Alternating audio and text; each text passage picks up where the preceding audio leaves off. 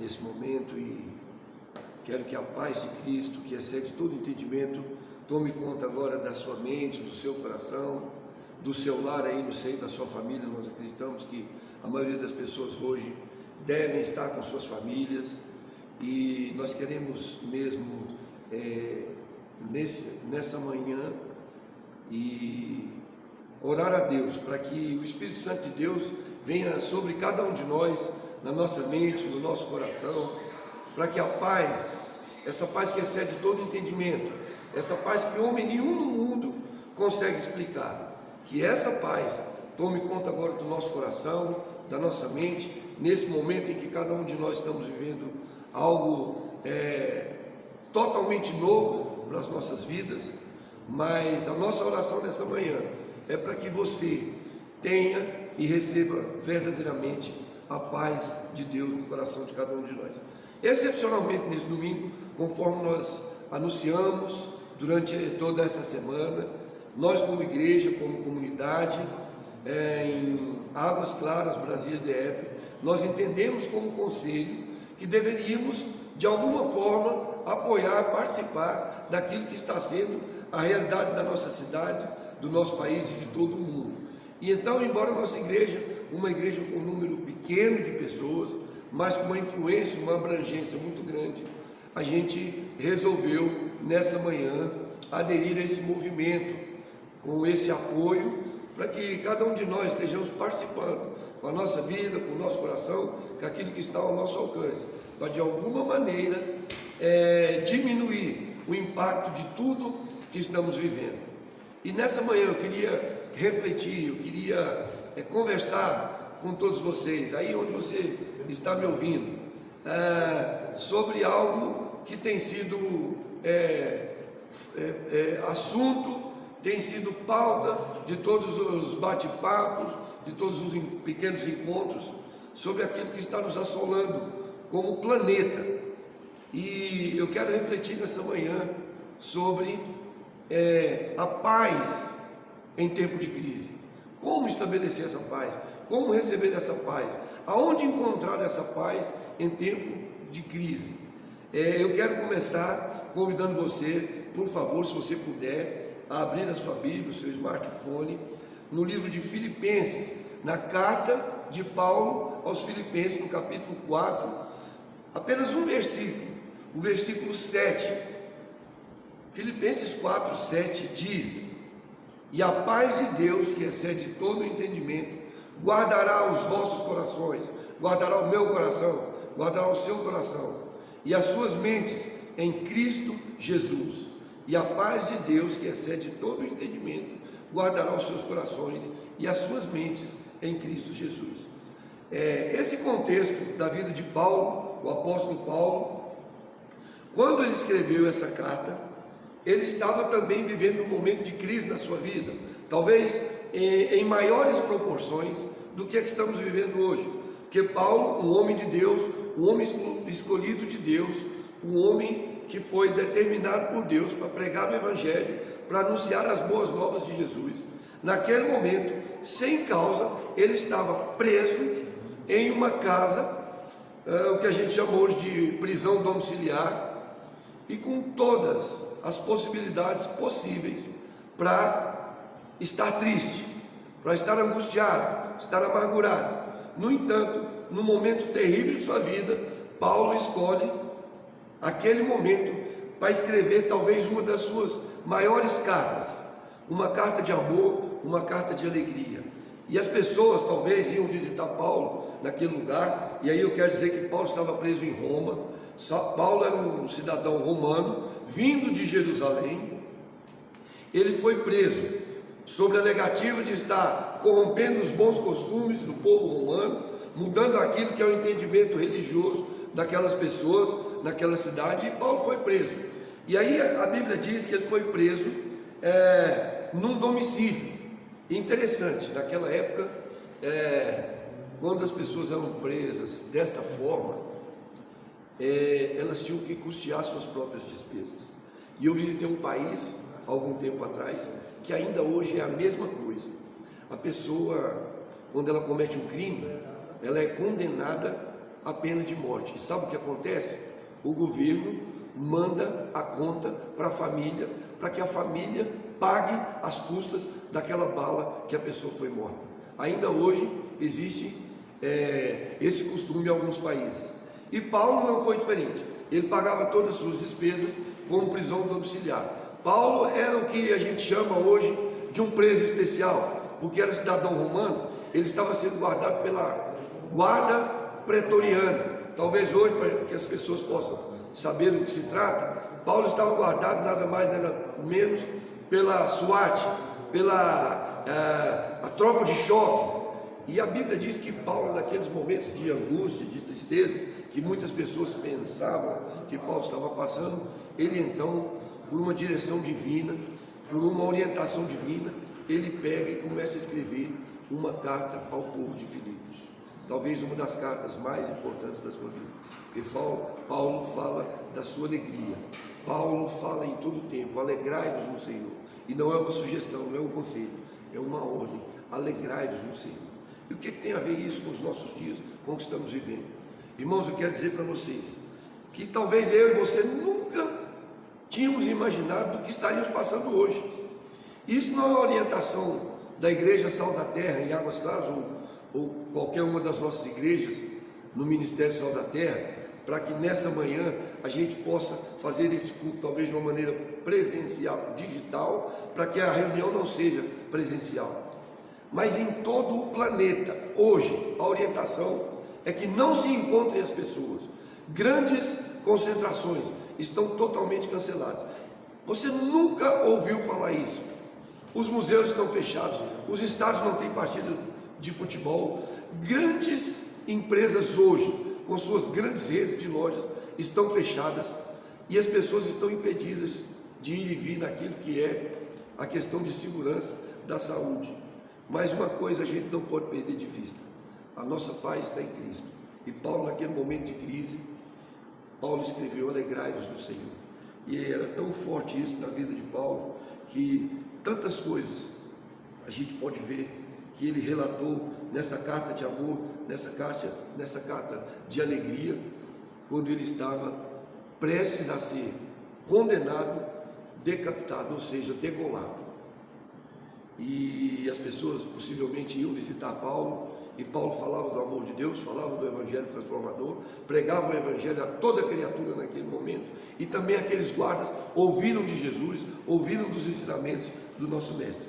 A palavra de Deus diz lá em Filipenses 4:4, Paulo diz assim: alegrai-vos no Senhor. Outra vez digo, alegrai-vos no Senhor.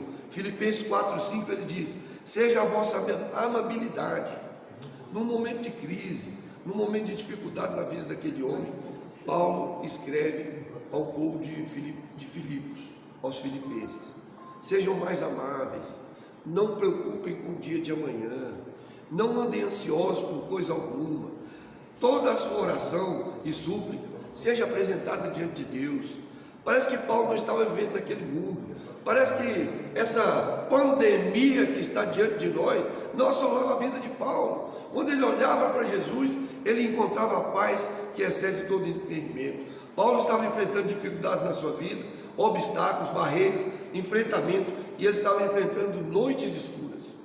A Bíblia diz que o choro pode durar uma noite, mas a alegria vem pelo amanhecer.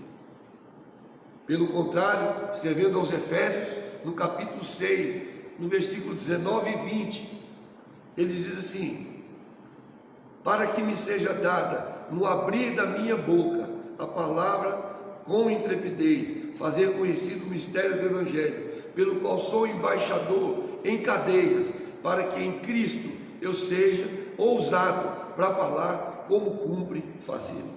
Muitas vezes na nossa vida é assim: as noites escuras nos sobrevêm, as dificuldades repentinas. Quem diria que hoje nós estaríamos numa situação como essa, onde todas as pessoas são impedidas de exercer suas atividades. Mas uma vez eu li numa matéria de cunho financeiro de um jornal nos Estados Unidos que a maior crise é aquela crise onde você tem o dinheiro e você não tem o que comprar. E talvez hoje no mundo inteiro nós estamos vivendo isso, porque onde que nós já ouvimos que o campeonato de Fórmula 1, campeonato da Liga Americana, de futebol americano, Olimpíadas vai ser possivelmente postergada ou cancelada, não sei o que pode acontecer, mas uma coisa eu sei, que nós temos que colocar a nossa confiança, a nossa esperança em Cristo Jesus. Talvez é fácil falar isso, diante das dificuldades, diante do que estamos vivendo, mas a nossa esperança, a nossa paz, ela está firmada em Cristo Jesus. Eu me lembro, fui ler alguma coisa essa semana, e nosso país e o mundo já foram assolados por várias doenças. A tuberculose foi uma doença que matou muitas pessoas ao redor do mundo. E eu me lembro daquele poeta Manuel Bandeira, era um poeta brasileiro, e naquela época não tinha os leitos de UTI que nós temos hoje, não tinham os recursos, a tecnologia não estava tão a nosso favor quanto hoje, mas Manuel Bandeira foi acometido por tuberculose. E aí o que aquele homem poderia fazer? Possivelmente ele estava vivendo uma das suas noites escuras, como eu e você pode estar vivendo. A Bíblia diz que o choro pode durar uma noite, mas a alegria vem pelo amanhã. E aí, naquela época da tuberculose, a única orientação dos médicos era para que as pessoas pudessem procurar lugares altos, Campos do Jordão, um clima mais limpo para se respirar e de alguma forma tentar a cura. Mas sabe o que Manuel Bandeira, um dos nossos poetas brasileiros, fez naquele momento de angústia, de tuberculose que ele tinha sido acometido? Ele começou a fazer poesias. Ele buscou de alguma maneira, uma forma, para que a noite passasse rápido e logo a alegria viesse pela manhã. Mesmo que a minha noite dure por um momento que saia do meu controle, e que eu pense e que não consigo fazer nada, e mesmo que a noite dure e a gente pensa que ela não vai romper a alvorada do dia, que a nossa fé, a nossa esperança possa estar em Cristo Jesus. E Paulo naquele momento ele escrevia para todos que o visitavam, e essa carta aos Filipenses, Paulo dizia: alegrai-vos no Senhor, sejam mais amáveis, preocupai-vos uns com os outros, que a nossa alegria, que a nossa esperança não possa estar somente naquilo que são as nossas necessidades. Que nessa manhã você está tendo esse tempo aí para refletir em casa, que você entenda e saiba que talvez a sua necessidade pode servir para que outros sejam ajudados. Os negros nos Estados Unidos, na época da escravidão, e eles naquelas fazendas sendo açoitados, chicoteados, sabe o que eles faziam? Eles compunham música, um estilo de música, soul music, nos Estados Unidos, eram compostos por esses negros nas fazendas, quando estavam passando por açoites, por surras, e eles faziam com que a sua noite durasse por menos tempo, porque eles buscavam a alvorada da vida deles. Antes um pouco dessa proibição, orientação das autoridades, por estar visitando hospitais, eu sempre gosto de estar visitando leitos de UTI, as pessoas que estão doentes. Talvez é um dos melhores momentos para que você vá e ministre sobre a vida deles, fale sobre a paz de Cristo, fale sobre a saúde de Cristo. E numa dessas minhas visitas no hospital aqui em Brasília, eu pude presenciar um ambiente totalmente de guerra, onde as pessoas estavam sendo atendidas nos corredores. Eu vi uma menina de 17, 18 anos, ela estava totalmente prostrada, tomando sangue no braço, tomando soro no outro braço, e ela estava numa mochila sentada ali, e aquilo ali fazia com que ela não tivesse forças para se mexer. Eu fico imaginando o quão fútil, o quão simples, o quão passageiro, o quanto que a nossa vida é rápida. Aonde que aquela menina, eu pude observar, a vida dela estava por um fio, e a nossa vida é assim, por mais recursos que tenhamos, por mais condições que tenhamos, estamos pendurados na misericórdia de Deus.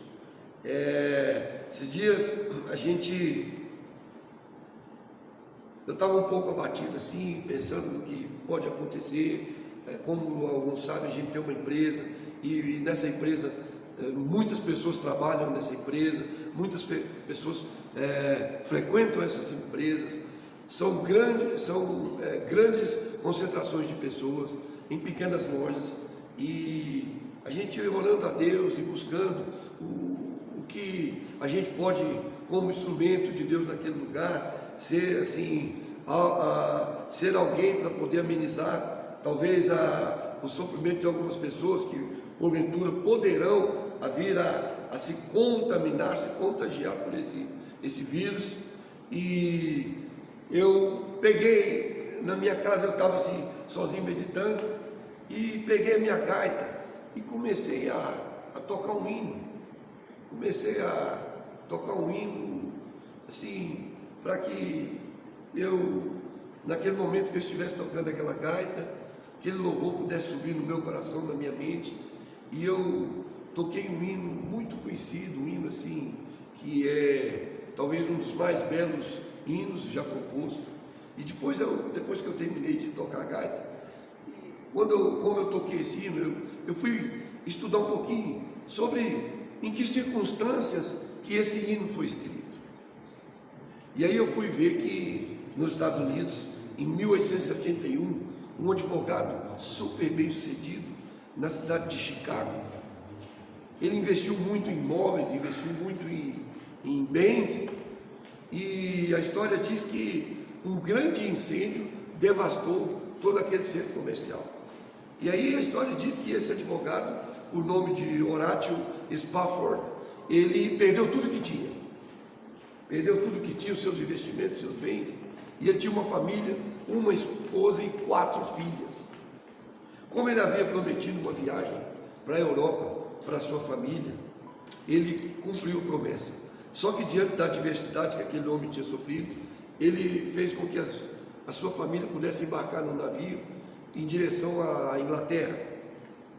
E aquele homem, diante de uma devastação total daquilo que havia acontecido na vida dele, ele recebe a notícia de que o navio pela qual a sua família embarcou para a Europa havia naufragado. E conforme eu falei, sua esposa e 4 filhas. Depois ele recebe uma outra notícia, dizendo que a sua esposa estava viva, mas ele havia perdido suas 4 filhas. E aí foi um momento de desolação maior ainda para aquele homem. E ele então pegou um outro barco e quis apenas saber onde que foi o local do naufrágio. E ele seguiu em direção a onde foi esse naufrágio, onde aquele homem perdeu suas 4 filhas. E aí, no momento de angústia, quando ele chegou lá, ele começou então a compor essa letra, esse hino, talvez um dos mais belos hinos que já foi escrito. E no momento de angústia, no momento de diversidade, aonde que aquele homem tinha perdido talvez o mais precioso daquilo que ele possuía, e ele escreveu então em pequenos versos: se paz a mais doce me deres gozar, se dor a mais forte sofrer, ou seja o que for, tu me fazes saber que feliz com Jesus sempre sou. Sou feliz com Jesus, sou feliz com Jesus, o meu Salvador. Sabe, irmãos, sabe, amigos, nessa manhã, que a minha vida e a sua vida seja fortemente impactada por Deus, no sentido de pensarmos, avaliarmos sobre tudo que estamos vivendo, tudo que estamos passando, e que nós possamos ter a convicção de que Ele é o autor e o consumador da nossa fé, Jesus Cristo. Eu gosto muito de uma frase do Frei Beto, e sempre eu lembro disso. Tem uma frase dele que diz assim: eu posso não ser ainda a expressão, a encarnação do milagre, mas posso ser a semente dele. Talvez nós vamos viver coisas que não somos literalmente a expressão do milagre de Deus na vida das pessoas, mas possamos ser ferramentas, possamos ser homens e mulheres de Deus que participem daquilo que é o sofrimento da vida das pessoas, para de alguma maneira a gente poder amenizá-los. E nesse momento de crise, nesse momento de adversidade, de coisas que podem sobrevir à nossa vida e nós não temos controle nenhum, que nós possamos fazer realmente como o apóstolo Paulo no momento de crise, no momento de adversidade, de angústia, onde que ele com certeza seria decapitado, seria degolado fora de Roma, ele continua escrevendo, motivando, incentivando as pessoas, os irmãos a serem cada vez mais diligentes à voz de Cristo nos nossos corações. Filipenses 4,11 ele diz assim: olha, eu não estou dizendo isso porque esteja necessitado, pois eu aprendi a adaptar-me a toda e qualquer circunstância. Sei o que é passar necessidade, sei o que é ter fartura, aprendi o segredo de viver contente, com contentamento em toda e qualquer situação. Seja bem alimentado, seja com fome, tendo muito, tendo pouco, necessidade, mas uma coisa eu digo: tudo posso naquele que me fortalece. Que Deus nessa manhã possa encher o nosso coração de graça, de esperança, de confiança, de fé. E lá em Filipenses 3,8 ele diz assim: olha, sim, deveras considero tudo como perda, por causa da sublimidade do conhecimento de Jesus Cristo, meu Senhor, por amor do qual perdi todas as coisas e as considero como refúgio, como esterco, para ganhar a Cristo. Lá em Filipenses 4,19 ele continua escrevendo com convicção: e o meu Deus, segundo a sua riqueza em glória, há de suprir em Cristo Jesus cada uma das vossas necessidades. Ora, o nosso Deus e Pai seja a glória pelos séculos dos séculos. Eu quero agora, já estou chegando ao final dessa reflexão, quero assim louvar a Deus, quero nessa manhã clamar mesmo a presença do nosso Deus, clamar a presença de Jesus na vida de cada um de nós, para que Ele nos ensine, nos oriente em como vamos passar por essa situação. As crises vêm sobre a nossa vida e para nos fortalecer, para que possamos sair lá na frente melhor do que entramos. É interessante, porque diante das adversidades, diante daquilo que são as nossas dúvidas, são as nossas incertezas, nós possamos nos agarrar naquilo que é a palavra de Deus na nossa vida. A gente, quando está vivendo coisas desse tipo, e a gente fica muito vulnerável, e a gente começa a ouvir uma notícia, assistir os noticiários, os comentários, e a gente vai enchendo aquilo, parece que no lugar de nos informar, aquilo vai fazendo com que o nosso coração fique mais temeroso, a nossa mente fica mais duvidosa. Mas eu quero nessa manhã motivar você, para que você tire sempre um tempo para refletir naquilo que são as verdades de Deus para a nossa vida, refletir na palavra de Deus, essa que é a única e verdadeira, essa que pode encher o nosso coração.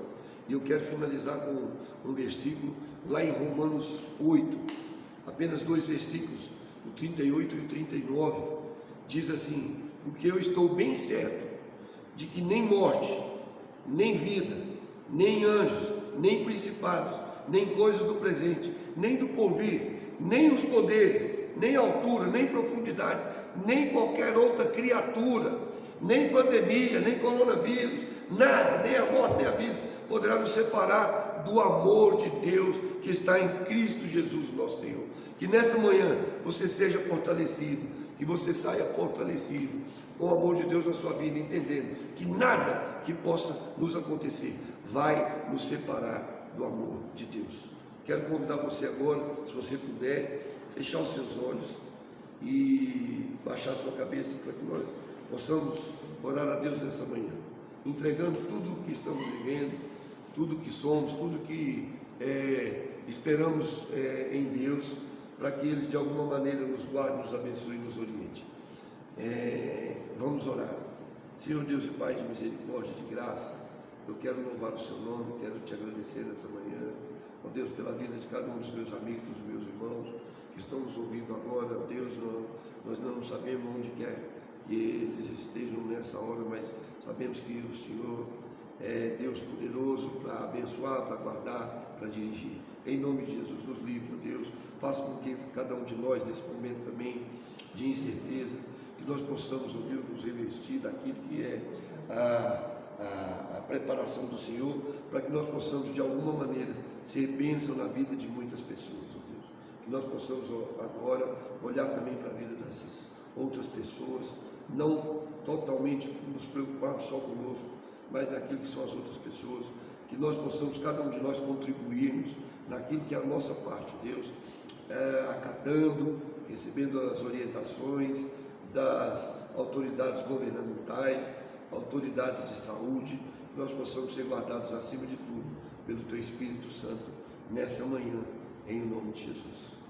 Queridos, nós estamos já chegando ao final dessa transmissão. Eu quero agradecer a sua atenção, agradecer o período que você se colocou diante aí do seu smartphone, da televisão, para que você nos assistisse.